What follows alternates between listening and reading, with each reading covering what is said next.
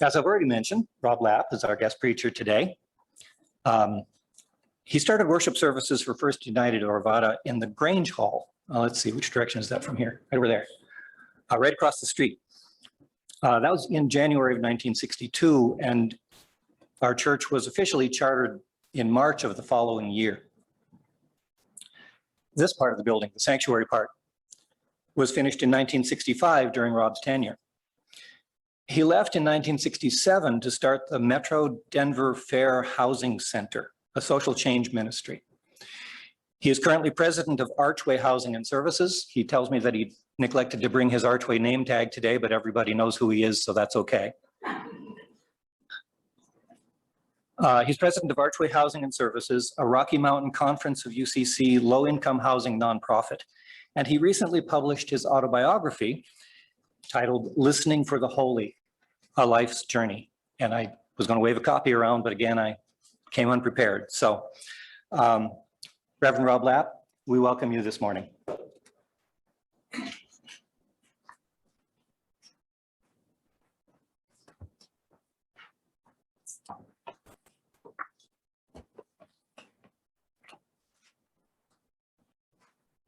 Thank you, Mark.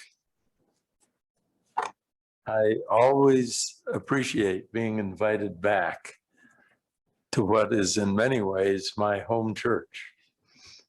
So thank you. The two lessons this morning are among my 4 most favorite passages in the entire Bible.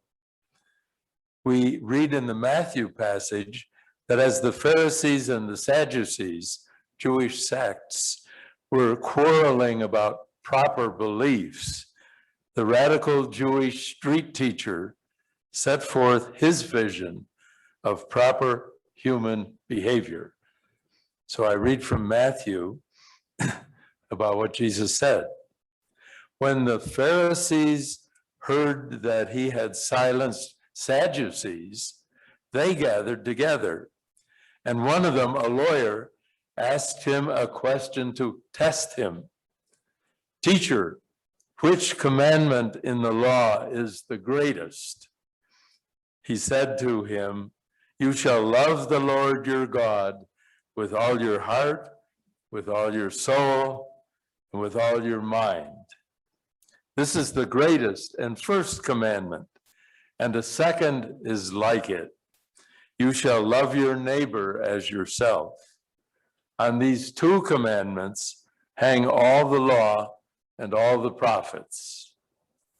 Now, these verses, for me, represent the heart of the Christian gospel. Then turning to Isaiah, we hear about responding to the holy. And I heard the voice of the Lord saying, whom shall I send? And who will go for me? And I said, here I am, send me. Each time I come to a new challenge for living as Jesus prescribed, this passage about here am I is the one that throws me off the dock into unknown waters, time and time again. Now, third reading is from Diana Butler Bass, who is a contemporary Christian teacher and writer. And she says, translating the concerns of Jesus into a modern world is the challenge of Christians today. Generosity, hospitality, forgiveness, and love are timeless. But the way they are applied is a moving target in ever-changing societies. Today, immigration, healthcare, wages, Social Security, prison reform, taxation rates, equality and justice demand the aggressive involvement of every person who dares to pray these words: your kingdom come, your will be done on earth. Here ends the morning readings. Now, to a degree, as Mark pointed out, this sermon is a history lesson. As the first minister of this church, I have lots of long time ago stories. But first, let's start with those two brief scriptural passages that I think define the essence of how the Holy invites all human beings to live. In Matthew's verses, Jesus lifts up the two most important requirements for faithful living. When he says, "You shall love the Lord your God," what he means is, you shall totally trust the creator of the human species to have brought into being a holy community that will work for everybody. Believe that if everyone behaves, human societal existence will function very well, and there will be peace around the world. To love God is to have this vision of hope.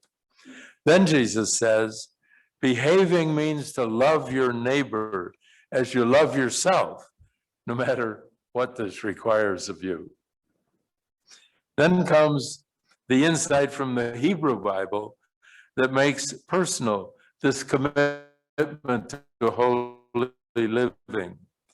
And I heard the voice of the Lord saying, "Whom shall I send? And who will go for us?" Then I said, "Here I am, send me."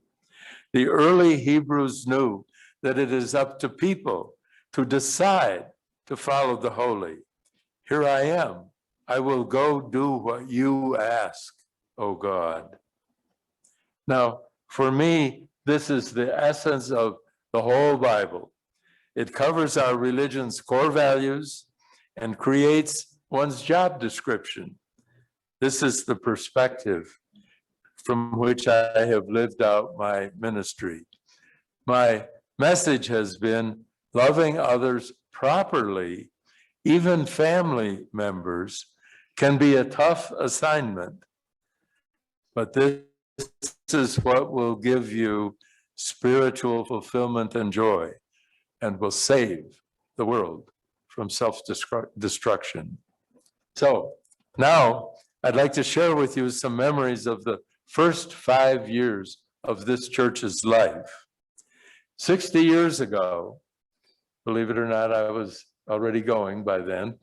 60 years ago, this coming November, Jan and I flew in from Michigan so I could preach a candidating sermon in a rural Grange Hall at 72nd and Sims in a place called Arvada. This small group of listeners were people, mostly Congregationalists, from churches in Denver and Wheat Ridge, who were now living in Arvada and who were hoping to start a new church. Ministers do not often accept calls to churches that have no building and no members. But that's what the Holy was calling me to do. And I said, okay, here I am, send me.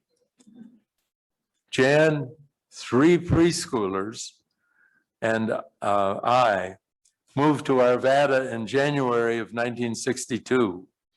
We moved into a house on Allendale Drive across the street from a wheat field on which was going to be built Arvada West High School someday.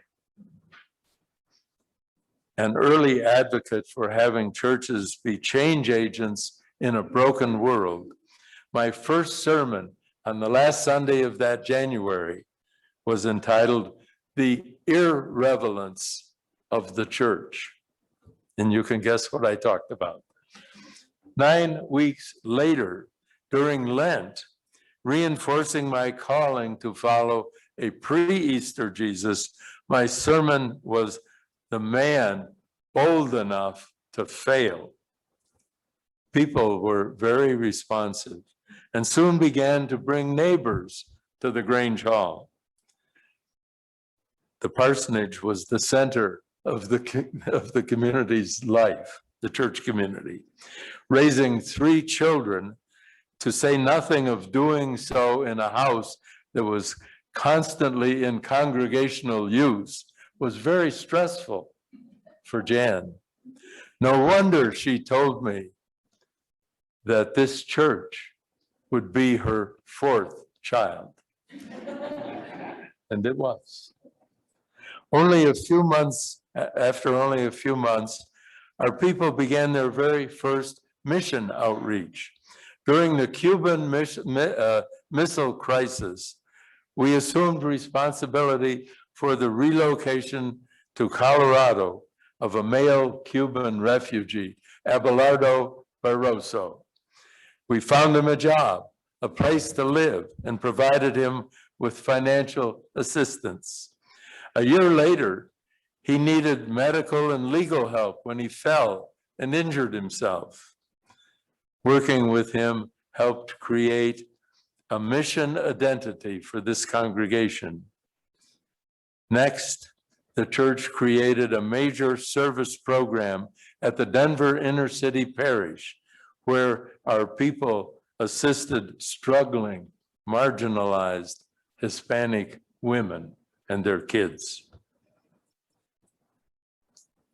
You may be wondering how the church got its name. In moving toward our chartering service, in which the Denver Association of the Congregational Christian Church would formally recognize and give standing to our congregation, we had to create a name for our church. The recognition service was scheduled to occur shortly after the Colorado Congregational Conference was going to become part of the United Church of Christ. So we named ourselves First United Church of Arvada. We were received into the UCC on March 9th, 1963. And on that day, our charter members belonged to a church. Shortly after we became a recognized UCC congregation, in the summer of 1963, I flew to Washington, D.C. to join Martin Luther King Jr., whom I already knew, in his civil rights march on Washington. Early in the day, there were over 100,000 of us clustered around the Washington Monument. And as we then marched through the city, others joined in.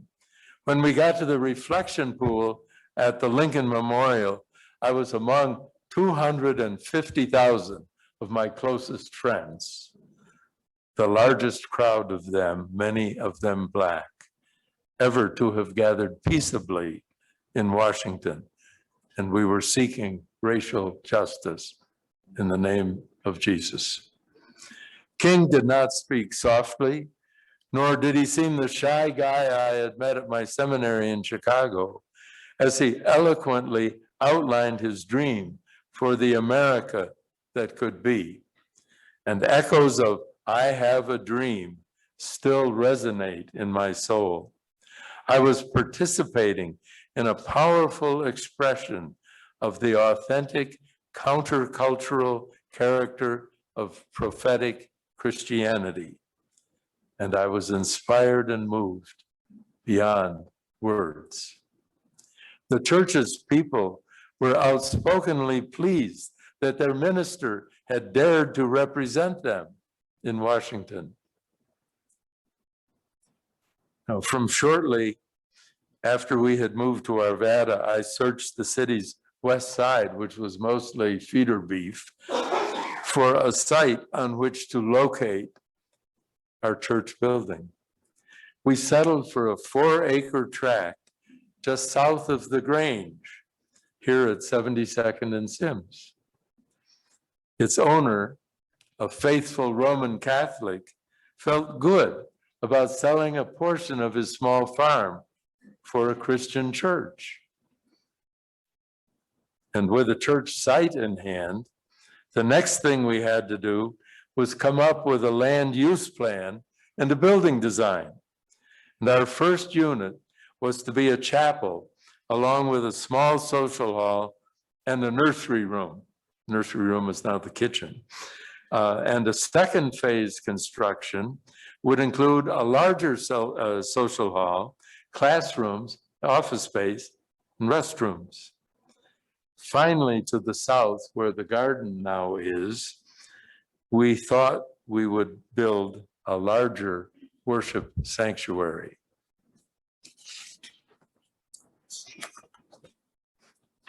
The congregation created a growth plan. A building study was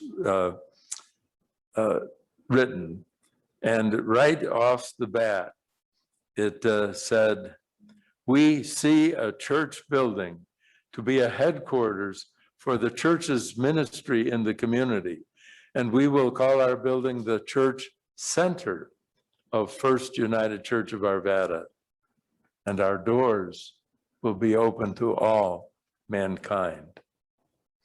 Our goal was to create a sanctuary to which people could retreat to reflect on their spiritual lives before returning to life out there in a challenging world.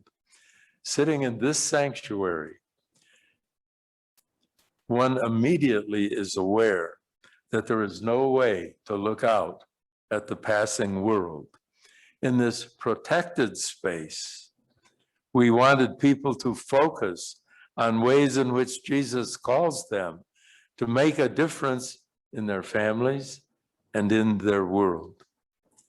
The simple large cross on the front wall makes one focus on the Jesus who gave his life in loving others more than himself. I preached the first sermon held in this beautiful room on November 24th, 1965, Thanksgiving Eve that year.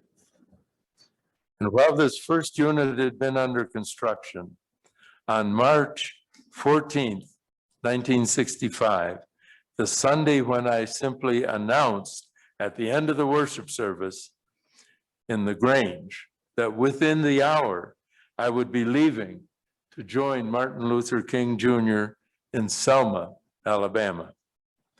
One of the church members cried out in the worship service, "My God, Rob, you could be shot." James Reeb, a minister from Washington, D.C., had already been murdered a few days earlier in Selma. I was in Selma for nearly the whole second week between Bloody Sunday and the later successful march to Montgomery. And one night, while a dozen of us or so volunteers were sharing stories of our day as we sat on the floor of the cramped living room in the home of our host, a Black woman, I grew cold. So I excused myself and went out to my car for a sweater. And as I started to open the rear door, I noticed a car, its motor running, sitting under a streetlight up at the corner about 3 doors away. I could see 3 or 4 white men sitting in it, and they were all watching me. Then I saw the glint of a rifle barrel as it was being pointed toward me. As I flipped over the hedge in front of the house, I heard a gunshot as a bullet hit the tree right behind where I had been standing.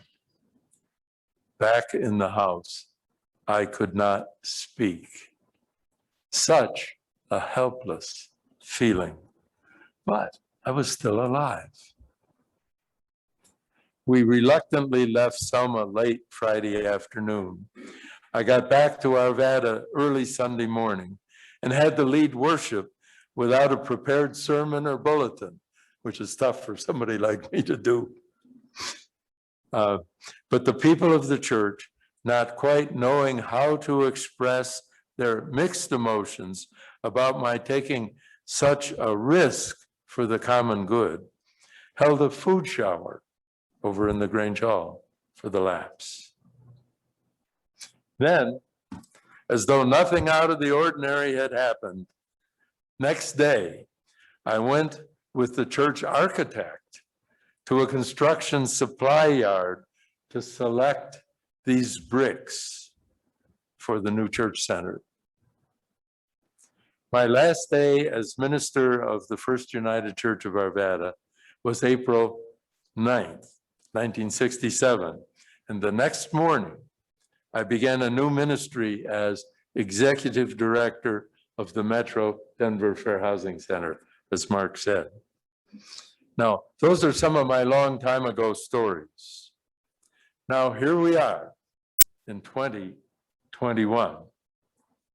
The world over, life is becoming more precarious every day.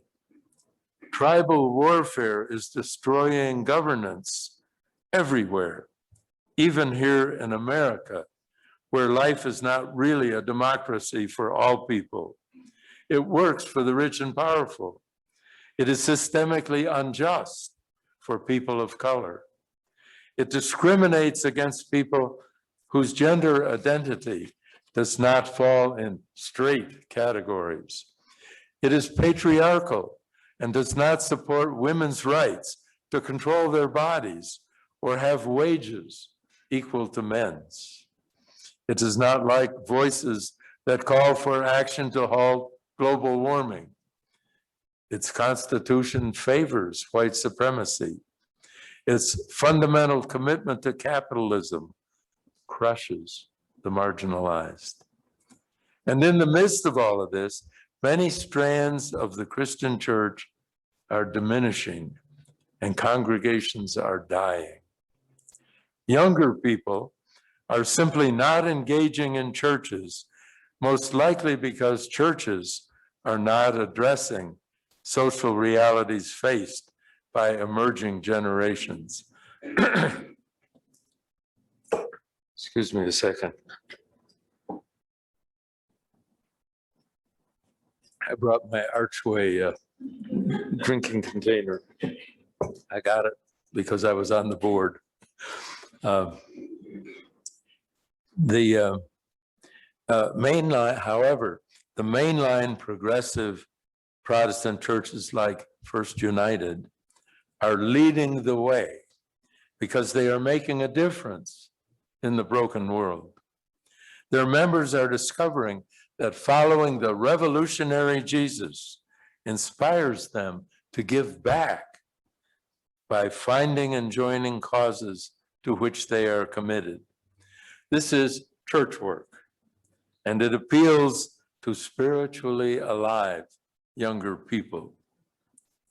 I truly believe that many of you get this. As Robin Myers, a UCC minister, wrote, a quick glance around this broken world makes it painfully obvious that we don't need more arguments on behalf of God.